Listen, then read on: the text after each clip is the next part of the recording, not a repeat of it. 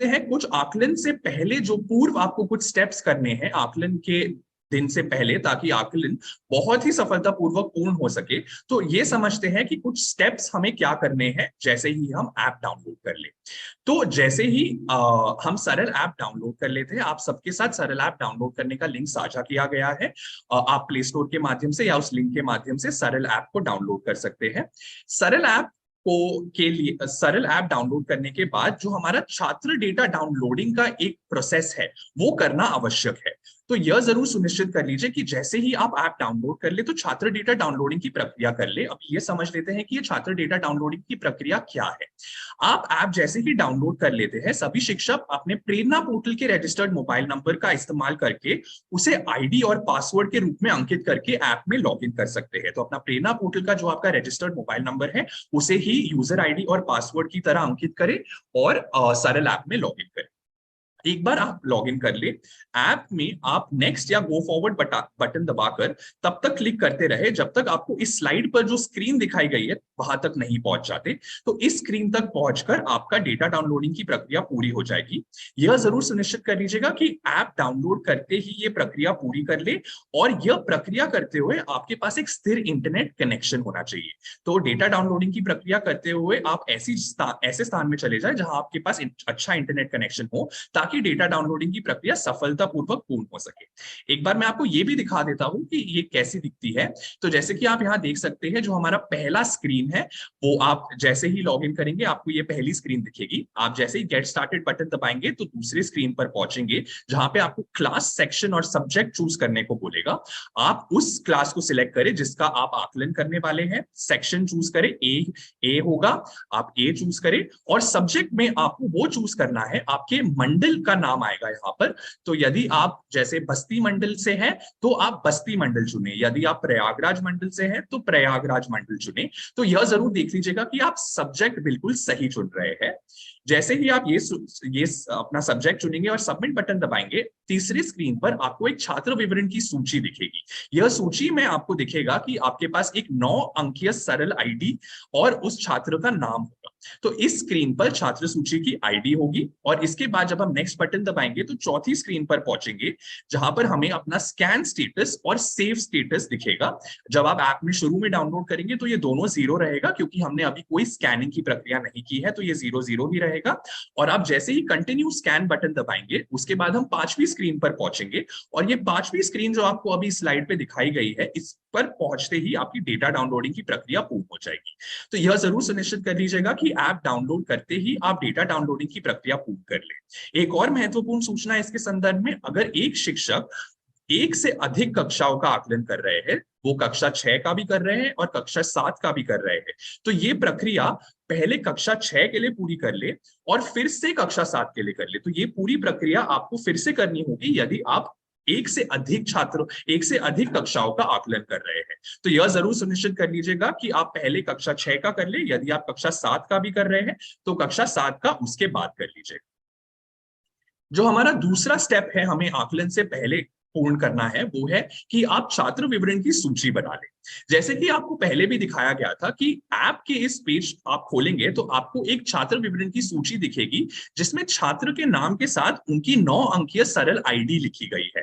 तो आप अपने रजिस्टर या डायरी में ऐप से देखकर एक सूची बना सकते हैं जिसमें आप छात्र के नाम के साथ उनकी 9 अंकीय सरल आईडी नोट कर लीजिए। तो आप जिस भी कक्षा का आकलन कर रहे हैं उन छात्रों की एक सूची बना लीजिए जिसमें आप उनकी 9 अंकीय सरल आईडी लिख रहे हैं और उनका नाम लिख रहे हैं, ताकि आकलन वाले दिन आपको कोई भी प्रॉब्लम ना आए इस आईडी को देखते हुए जब आप इसको ओएमआर शीट में भर रहे हैं, या आप छात्रों को बता रहे हैं कक्षा 4 से 8 के लिए उनके लिए भरने के लिए ये। तो यह जरूर सुनिश्चित कर लीजिए कि आकलन से पहले आप ये सूची अपने पास बनाकर रख लें।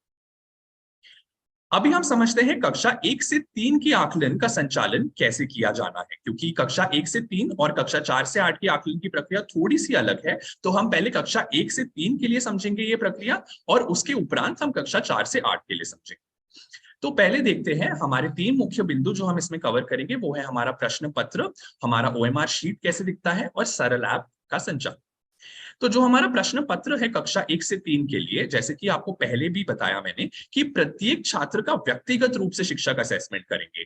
तो आप एक एक करके अब कक्षा 1 से 3 के छात्रों को अपने पास बुलाएंगे और उनसे प्रश्न पत्र हल करवाएंगे। तो प्रश्न पत्र पर जो भी आपको निर्देश दिए गए हैं उसके आधार पर प्रत्येक छात्र का आकलन करना सुनिश्चित कीजिएगा। और आप जैसे ही वो उस टाइम पे प्रश्न पत्र सॉल्व कर रहे हैं, जैसे पहले छात्र को आपने बुलाया, वो प्रश्न पत्र सॉल्व कर रहे हैं आपके सामने, आप उनके आंसर्स का नोट कर लीजिए यदि वो सही उत्तर दे रहे हैं या गलत उत्तर दे रहे हैं, और उसके बाद आप ओएमआर शीट भर सकते हैं। तो यहाँ पे एक वही फिर से कि कक्षा 1 से 3 के लिए ओएमआर शीट शिक्षक ही भरेंगे, उनका व्यक्तिगत रूप से भी असेसमेंट किया जाएगा। अभी देखते हैं कि ये ओएमआर शीट कैसी दिखती है और शिक्षकों को ये कैसे भरनी। तो कक्षा 1 से 3 की जो ओएमआर शीट है वो कुछ ऐसी दिखती है। यहाँ पर आप जैसे देख सकते हैं ऊपर हमें कक्षा और सेक्शन लिखना है। आप यह जरूर सुनिश्चित कर लीजिएगा कि ओएमआर शीट भरते समय हम केवल काले रंग के बॉल पॉइंट पेन का इस्तेमाल कर रहे हैं। अगर हम काले पेन का बॉल पॉइंट पेन का ना उपयोग करें तो ये स्कैनिंग की प्रक्रिया में बाधा ला सकता है। तो यह जरूर सुनिश्चित कर लीजिएगा कि आप काले पेन का ही उपयोग कर रहे हैं ओएमआर शीट भरते हुए। आप यहाँ पे कक्षा और सेक्शन भर दीजिए। यदि प्रश्न सेट कोई हो तो ए लिख दीजिए। अगर यदि कोई प्रश्न सेट ना हो तो सिर्फ ए लिखकर भी कोई प्रॉब्लम नहीं है। तो प्रश्न सेट लिख लीजिएगा। और यहाँ पे आप जैसे देख सकते हैं, यहाँ पर इस शीट में 8 छात्रों का आकलन एक साथ किया जा सकता है। तो यहाँ पे हम जैसे देख सकते हैं हमारे पास 8 रो दिए गए हैं, तो 8 छात्रों का आकलन एक ओएमआर शीट पर किया जा सकता है कक्षा 1 से 3 के लिए। तो जैसे ही आप यहाँ पे जो हमारी 9 अंकीय सरल आईडी है वो यहाँ पर लिखी जा सकती है। जो आपने सूची बनाई है अपनी, वो सूची देखकर आप वो आईडी लिख लीजिए और वो आईडी देखकर वो ओएमआर शीट पर भी लिख लीजिएगा। तो जैसे आप पहले छात्र का आकलन कर रहे हैं, उनकी जो सरल आईडी है 9 अंकीय, वो यहाँ पर लिख लीजिएगा और उसी तरह आप यहाँ पे 8 छात्रों का आकलन कर सकते हैं। यहाँ पर आप देख सकते हैं जो हमारे प्रश्न है उसमें हमने यहाँ गोले भरे हुए हैं। ये गोले भरने का आधार कुछ ऐसा है कि यदि प्रश्न का सही उत्तर दिया है छात्र ने तो हम इस गोले को भरेंगे, और यदि उन्होंने कोई उत्तर नहीं दिया या गलत उत्तर दिया तो हम इस गोले को नहीं भरेंगे। एक उदाहरण लेते हैं पहले छात्र का। जैसे पहले छात्र ने पहले प्रश्न का अगर सही उत्तर दिया तो हमने पहला गोला भरा। छात्र ने दूसरे प्रश्न का भी सही उत्तर दिया तो हमने दूसरा गोला भी भरा। पर यहाँ पर तीसरे प्रश्न का उत्तर छात्र ने गलत दिया तो हमने यहाँ पर गोला खाली छोड़ दिया। तो यह जरूर सुनिश्चित कर लीजिएगा कि गोले वही भर रहे हैं जिनका सही उत्तर दिया जा रहा है छात्र द्वारा। और यह भी जरूर सुनिश्चित कर लीजिएगा कि अगर आपके प्रश्न पत्र में केवल 7 प्रश्न हैं तो आप 7 ही भरे, 8, 9, 10 में कुछ ना भरे, उसको खाली छोड़ दें। तो जितने भी प्रश्न आपके प्रश्न पत्र में दिए गए हैं उतने ही गोले भरे, उसके आगे ना भरे।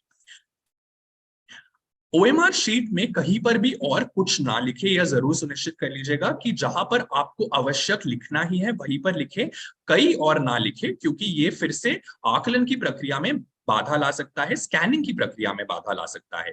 तो ओएमआर शीट के आसपास कहीं कुछ ना लिखे, सिर्फ वहीं पर लिखे जहां लिखना जरूरी है। जैसा कि मैंने समझाया, कक्षा और सेक्शन, प्रश्न सेट, जो हमारे 9 अंकीय सरल आईडी है, और जो हम गोले भर रहे हैं। तो 8 छात्रों का आकलन कक्षा 1 से 3 के लिए एक ओएमआर शीट पर किया जा सकता है। Ball point pen, black pen use करें और कहीं और ओएमआर शीट पर कुछ ना लिखें।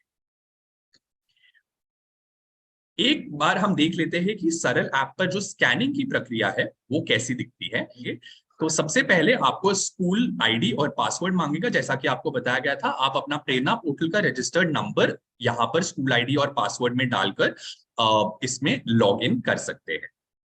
आप जैसे ही इसमें लॉगिन करेंगे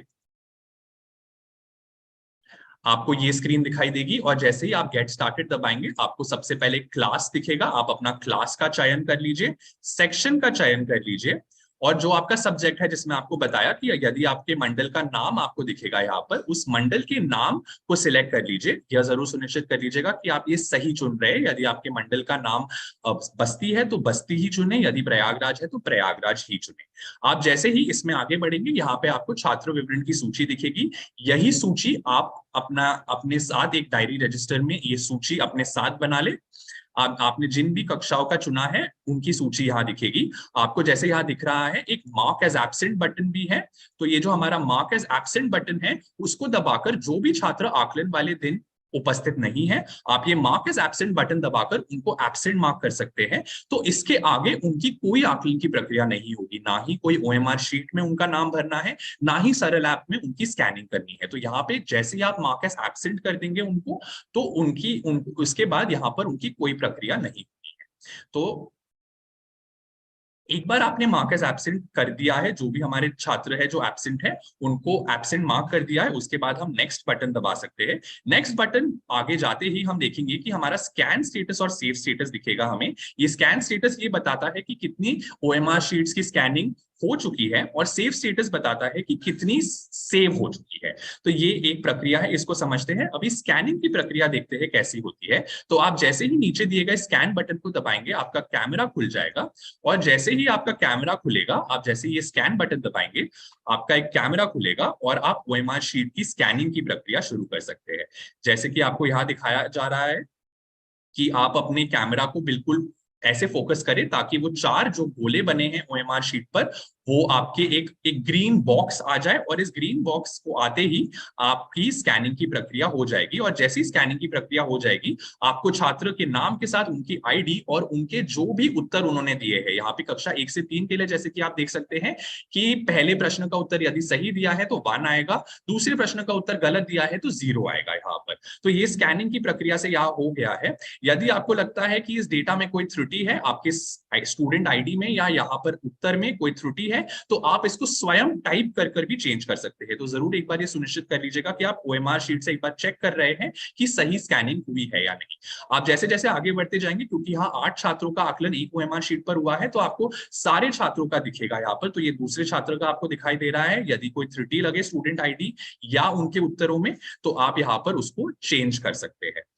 ऐसे ही करते करते आपको 8 छात्रों की सूची दिख जाएगी, और जैसे ही 8 का हो जाएगा, आपको ये आपके स्कैन स्टेटस में दिखेगा। जैसे कि अभी यहाँ पर भी हम दिखाएंगे आपको। देखिए यहाँ पे स्कैन स्टेटस में हम 8 देख सकते हैं। इसका मतलब ये है कि 8 छात्रों की स्कैनिंग की प्रक्रिया हमारी सफलतापूर्वक पूर्ण हो गई है।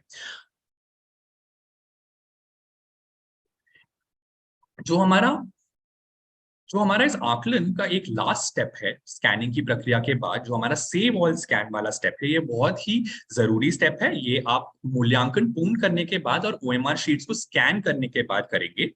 तो आप स्कूल में ही अपनी स्कैनिंग पूर्ण कर लीजिएगा, और रिकॉर्ड किए गए डेटा को स्कैन संख्या में, जैसे कि आपको वीडियो में भी दिखाया कि आपको स्कैन स्टेटस में दिखेगा। तो यदि संख्या ओएमआर शीट स्कैन करते समय, आप जैसे ही ओएमआर शीट स्कैन करते रहेंगे तो ये संख्या बढ़ती जाएगी। तो स्कैन हुआ हुआ डेटा, इसका मतलब सफलतापूर्वक सेव हो रहा है आपके फोन में, लेकिन सर्वर पर अभी तक अपलोड नहीं हुआ है। तो आप स्कूल में, आपके अगर स्थिर इंटरनेट कनेक्शन ना हो और आपने डेटा डाउनलोडिंग की प्रक्रिया जो हमने शुरू में समझाई थी वो करी है, तो आप बिल्कुल चिंता ना करें। स्कैनिंग की प्रक्रिया के लिए आपको स्थिर इंटरनेट कनेक्शन की जरूरत नहीं है। आप शीट्स की स्कैनिंग की प्रक्रिया जारी रख सकते हैं, इसके लिए नेट कनेक्शन आवश्यक नहीं है। पर यह जरूर सुनिश्चित कर लीजिएगा कि आपके पास स्थिर इंटरनेट कनेक्शन नहीं है, तो डेटा डाउनलोडिंग की प्रक्रिया उससे पहले करना बहुत जरूरी है। तो ये स्कैन स्टेटस ये आपको बताता है कि 19 जो स्कैन है हमारे फोन में सेव हो चुके हैं, पर अभी तक सर्वर पर सेव नहीं हुए हैं। तो सर्वर में सेव करने की जो प्रक्रिया है वो सेव ऑल स्कैन बटन से होगी, जैसे कि आपको यहाँ दिखाया गया है। तो सेव ऑल स्कैन बटन हम अंत में क्लिक करेंगे जब हमारा मूल्यांकन पूर्ण हो गया है और हमने सारे छात्रों की ओएमआर शीट की स्कैनिंग की प्रक्रिया कर ली है। आप जैसे ही सेव ऑल स्कैन बटन दबाएंगे, तो जो हमारी 19 की हमें स्कैन स्टेटस में दिख रहा था वो अब सेव स्टेटस में दिखेगा। इसका मतलब इन छात्रों का जो भी डेटा है वो सर्वर पर अब सेव हो गया है और उनका आकलन सफलतापूर्वक पूर्ण हो गया है। जरूरी बिंदु इसके बारे में यह है कि सेव ऑल स्कैन का बटन आप तभी दबाएं जब सारी शीट्स की स्कैनिंग हो चुकी हो और आपके पास एक स्थिर इंटरनेट कनेक्शन हो। तो सेव ऑल स्कैन बटन से पहले यह जरूर सुनिश्चित कर लीजिएगा कि आपके पास एक स्थिर इंटरनेट कनेक्शन है।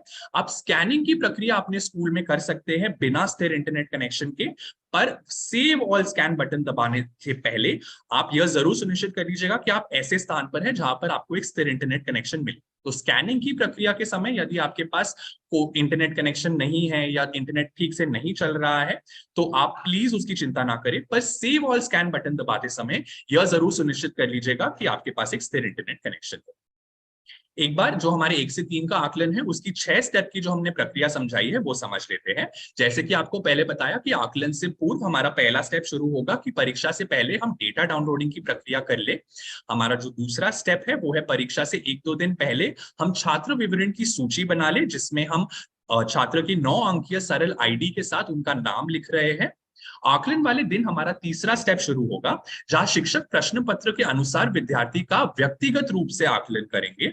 हमारा चौथा स्टेप ये रहेगा कि शिक्षक ओएमआर शीट पर 9 अंकीय स्टूडेंट आईडी भरेंगे और प्रश्न पत्र के अनुसार यदि विद्यार्थी सही उत्तर देते हैं तो ओएमआर शीट के गोले को भरेंगे अथवा उसे खाली छोड़ेंगे।